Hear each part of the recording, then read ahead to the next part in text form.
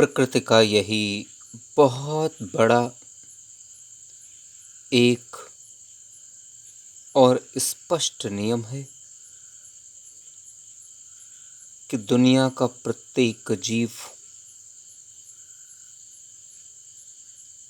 प्रत्येक क्षण पर अपने हिसाब से कर्म करने के लिए स्वतंत्र है।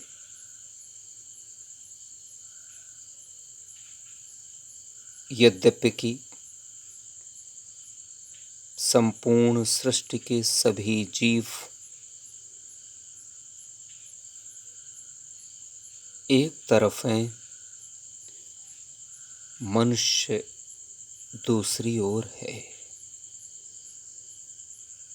अन्य जीव इस बात का निर्धारण नहीं कर सकते, विचार नहीं कर सकते कि क्या सही और क्या गलत है, परंतु मनुष्य विचार कर सकता है कि क्या सही और क्या गलत है। और यही विचार शक्ति मनुष्य को और जीवों से बिल्कुल भिन्न और अलग करती है। और यह विचार शक्ति कोई छोटी मोटी उपलब्धि नहीं है, अमूल्य रत्न सी है। इसकी बहुत बड़ी महत्ता है। इस महत्ता के अनुरूप ही मनुष्य यह निर्धारित कर सकता है कि क्या करना है और क्या नहीं करना है। अर्थात मनुष्य इस बात पर विचार कर सकता है, मंथन चिंतन कर सकता है, विश्लेषण करके एक निष्कर्ष पर पहुंच सकता है कि हाँ, यह कार्य उचित है, इसलिए इसे करना चाहिए, और यह कार्य उचित नहीं है, इसलिए इसे नहीं करना चाहिए। यही विचार शक्ति मनुष्य को उस स्थान पर पहुंचा देती है कि जिस स्थान से मनुष्य कुछ भी हासिल कर सकता है, कुछ भी कर सकता है, कितना भी बड़ा उद्देश्य पूर्ण कर सकता है। अब यह विचार करने की बात है, इतना बड़ा अवसर पाकर भी यदि मनुष्य इस बारे में सोच ना सके, विचार न कर सके, मंथन न कर सके, सही गलत में भेद को समझ ना सके और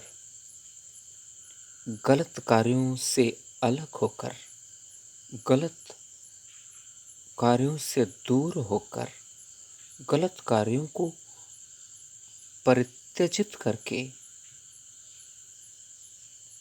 वह अच्छे कार्यों की ओर, सत्कर्मों की ओर, सद्गुणों की ओर, सद्राहों सदचरित्रों की ओर न बढ़ सका, तो इस विचार शक्ति का क्या होगा?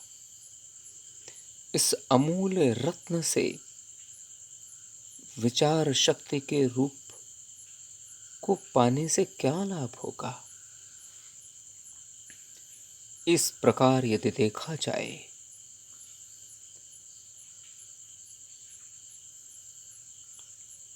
कि यदि मनुष्य यह सामर्थ्य रखकर भी गलत कार्य को गलत ना मानकर, ये गलत मानकर भी करता है, तो उसे क्षमा नहीं किया जा सकता। वहीं यदि मनुष्य के अलावा अन्य सभी जीव इन राहों की ओर बढ़ जाते हैं, तो उन्हें भले क्षमा किया जा सकता हो, क्योंकि उनके अंदर विचार शक्ति नहीं है। विचार करके, विश्लेषण करके निष्कर्ष पर पहुंचने की सामर्थ्य नहीं है। ये उनकी मजबूरी है, ये उनकी विवशता है। तो एक प्रकार से देखा जाए तो ऐसे मनुष्य, ऐसे जन जो दिन रात पाप कर्मों में संलिप्त रहते, पाप कर्मों में उलझे रहते हैं, उनसे अच्छे वे सभी जीव हैं जो मनुष्य से पृथक उल्लेखित किए गए। यदि इस प्रकार मनुष्य